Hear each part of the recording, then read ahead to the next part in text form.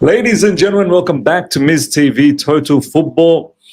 Club World Cup is now on a bit of a small little break, moving into the quarterfinals. There's a couple of days off until Chelsea play Palmeiras and I believe Fluminense play Al Hilal on the same day.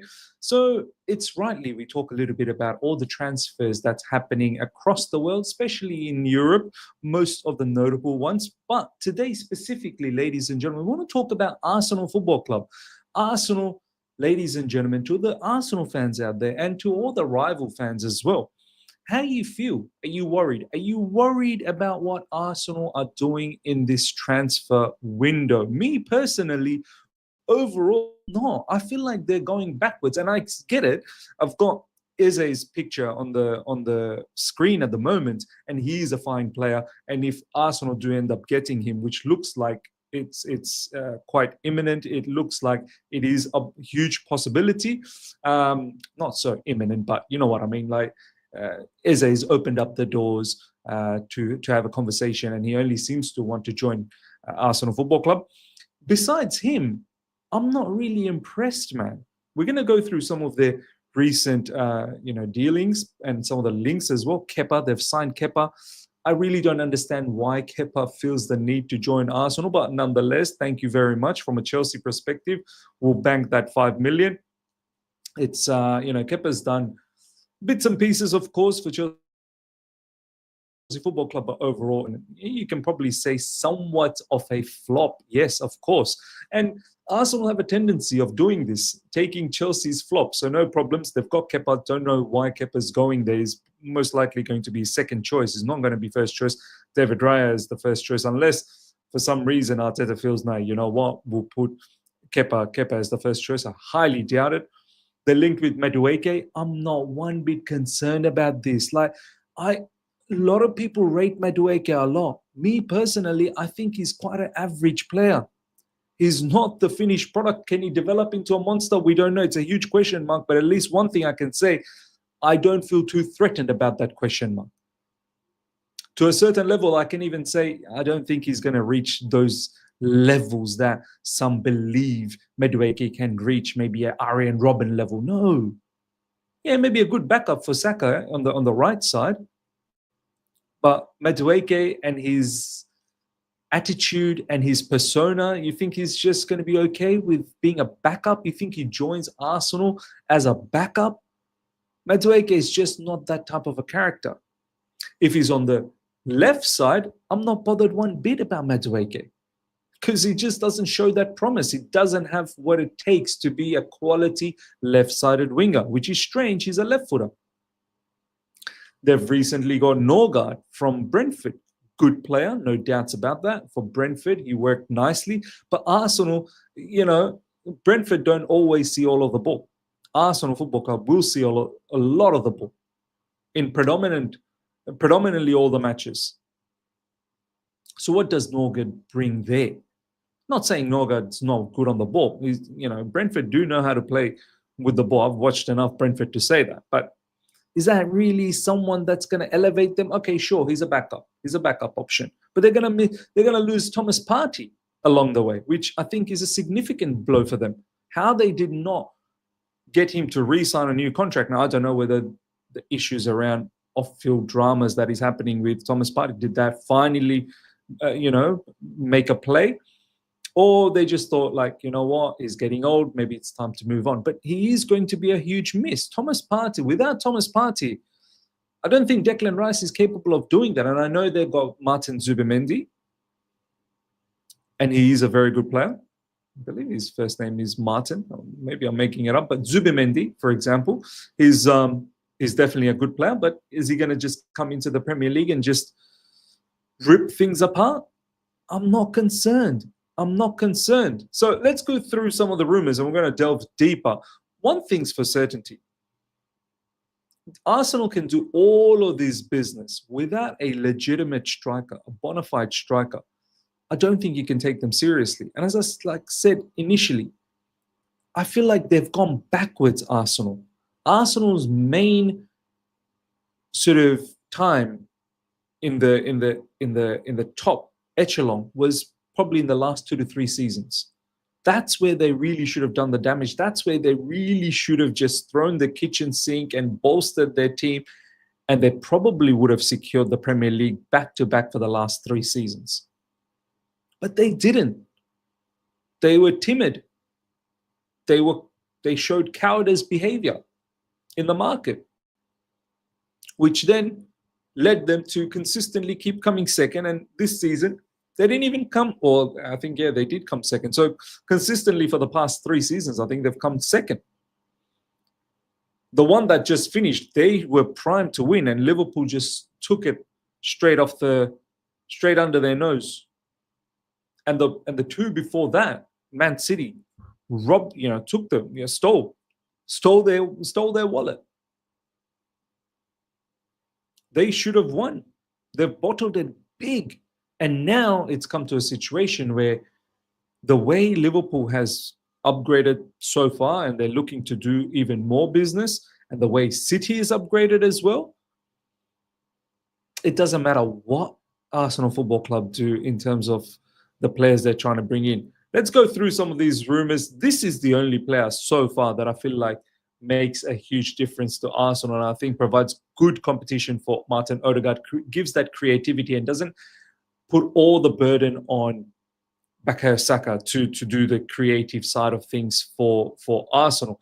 Check this out from Fabrizio Romano. After direct contact revealed on Monday, Eberechi Eze has opened doors to Arsenal move in a clear way. He's open to joining Arsenal project and attracted by this chance for his future. Arsenal informed on release clause details and more. There you go. I was thinking at one stage, please, Crystal Palace, make it very difficult for Arsenal to get this player. He is a quality player. Is a technically gifted, Premier League proven, can score goals, can assist, works hard off the ball, is fast. He's got it all. He does definitely make Arsenal better. And as I said, a very good competition for Martin Odegaard, which is needed because Odegaard's season last season was a pathetic one. This is the only one that I feel, okay, well, that might strike a little bit of fear across the Premier League. But once again, if you don't get yourself a top striker, Eze is a very good player. But Eze becomes even better at Crystal Palace because of Mateta up front. He can bounce off him. As long as you don't have that at Arsenal, I don't think it's going to matter much after that.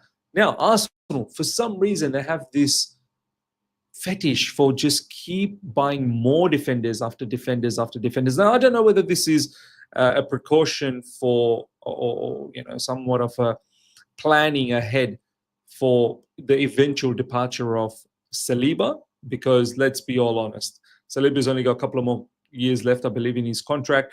Real Madrid will be knocking on the door down the track to get him on a free. And is this Christian Mosquera a successor of Saliba? A lot of people rate Christian Mosquera. I don't watch Valencia enough to say much about him, but a lot of people on social media rate him, and they really like this move to Arsenal Football Club.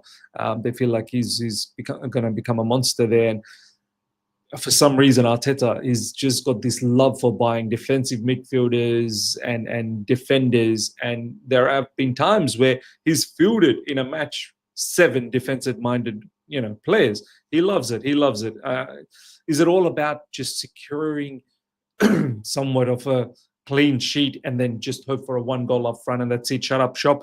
Arsenal, they're different now, man. Under Arteta, initially they had that whole Arsenal gene, but now as all of these phases, the different phases of Arsenal, it seems like more and more they're deviating away from that original Arsenal that used to play tiki-taka football to more boring type of Arsenal, to more an Arsenal that plays somewhat of an anti-football, you'd say.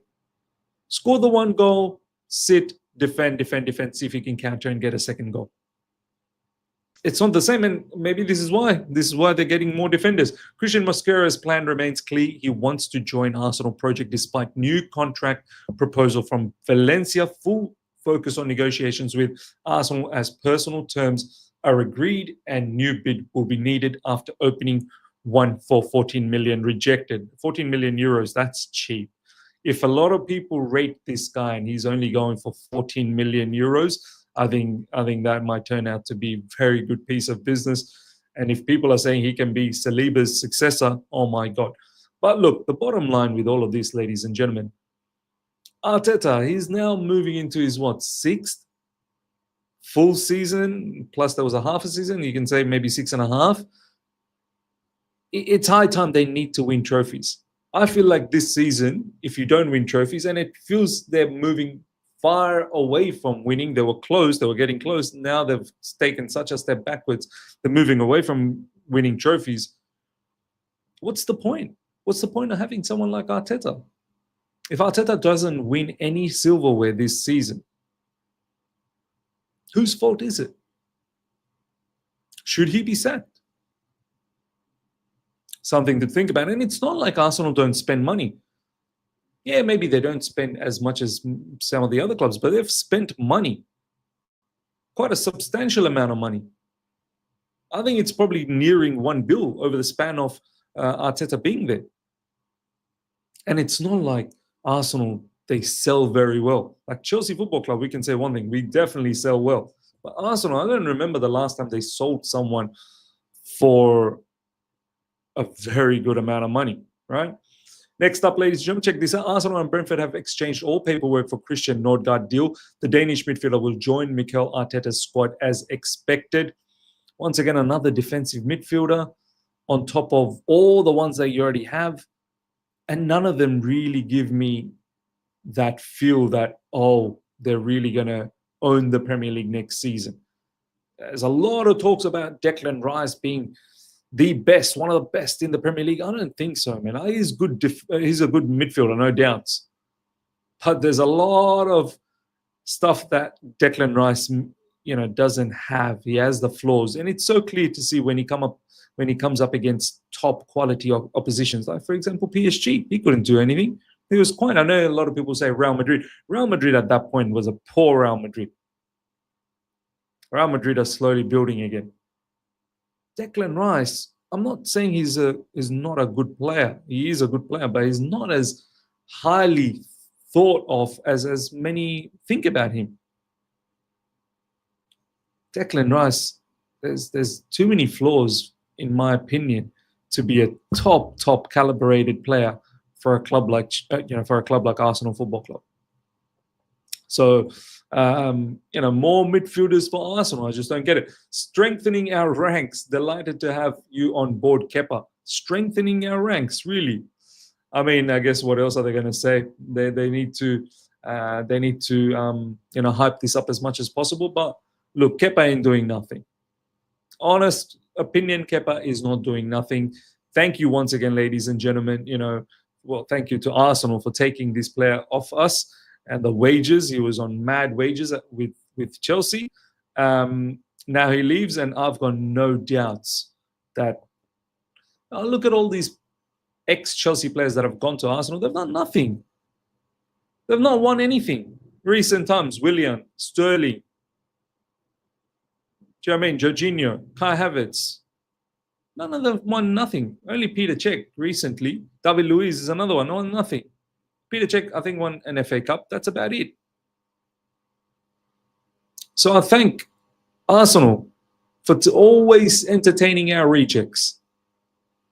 And ultimately they do nothing. And of course, looks like they're on the prowl again to perhaps get Madueke. Arsenal don't intend to stop at Eberechi Eze 27. They have also made an offer to sign Noni Madueke 23 from Chelsea, reports L'Equipe. Obviously, we'll cover Madueke more on the main channel, the other side of the coin. But as I said, this is not a needle mover one bit. It's a very underwhelming signing for a club that is looking to compete for the Premier League and win it. These are the transfers. Honestly, they don't strike fear to no one. And on top of that, as long as you don't get that bona fide striker, you are not scaring anyone at all, Arsenal Football Club. If anything, my final statement on Arsenal is that you've gone backwards. You have gone backwards. Arsenal fans, let me know your thoughts. We're keen to see what you feel, how you feel about all of this transfer business. And Yeah, to everyone else, comment below and let me know your thoughts about Arsenal's business and moving on their future in the Premier League and Champions League next season. Smash up the like button if you're here for the first time. Subscribe, hit the bell notification to stay in touch with all my content. Till next time, take care. See ya.